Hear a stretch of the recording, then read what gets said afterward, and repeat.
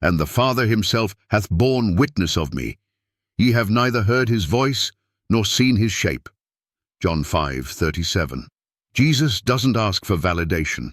He declares it. In John 5:37, he confronts his religious accusers with a thunderous revelation. And the Father himself, which hath sent me, hath borne witness of me. Ye have neither heard his voice at any time, nor seen his shape. This verse isn't soft, it isn't gentle, it's a divine rebuke, a lightning bolt to the blind guides of Israel, and to every modern pastor, imam, priest, and skeptic who dares to reduce Jesus to a prophet, a moral teacher, or a revolutionary. Let's cut straight to the challenge. If no man has heard the Father's voice or seen his shape, then who is this man speaking, standing, revealing God before their very eyes? Jesus makes it clear, the Father bore witness of him, not through a mere message, but by sending the Word made flesh. The witness of the Father is not ink on scrolls, it is Jesus himself, breathing, speaking, judging. So why this warning? Because the religious elite prided themselves on knowing God, yet Jesus pulls the veil off their delusion. You've never heard his voice. What a statement. To the ones who recited Torah, taught in synagogues, fasted and prayed daily, Jesus says, you don't know the Father at all, and it gets more devastating, nor seen his shape. That crushes every attempt to claim spiritual authority without Christ. You can't see God without seeing Jesus. You can't hear the Father if you reject the Son. Why?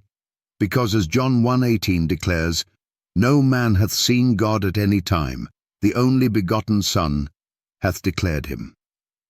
If you want to hear God's voice, listen to Jesus. If you want to see God's form, look at Christ. So here's the confrontation.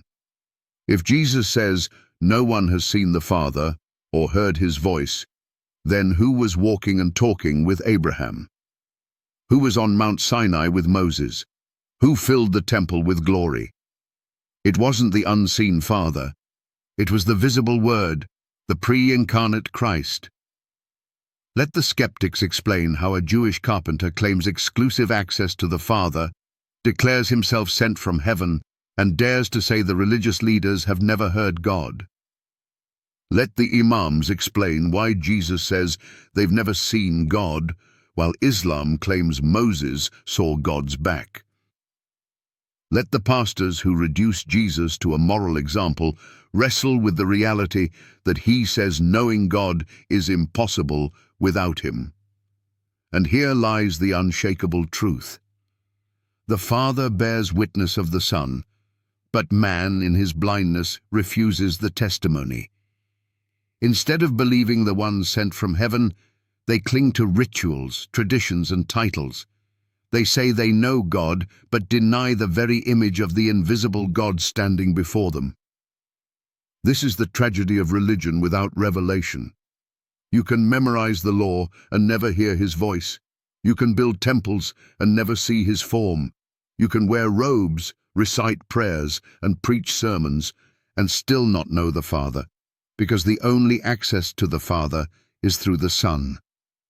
Jesus came to shatter false claims of divine intimacy. You think you know God? Then why do you reject the one he sent? You say you follow the Father? Then why do you reject his witness, Jesus Christ? There's no neutral ground. Either Jesus is the divine Son of the Father, or he is a liar.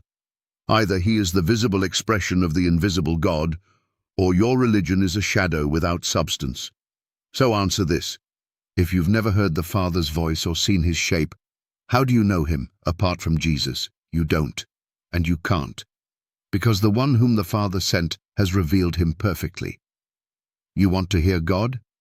Then listen to Jesus. You want to see God? Then look to Jesus. You want to know God?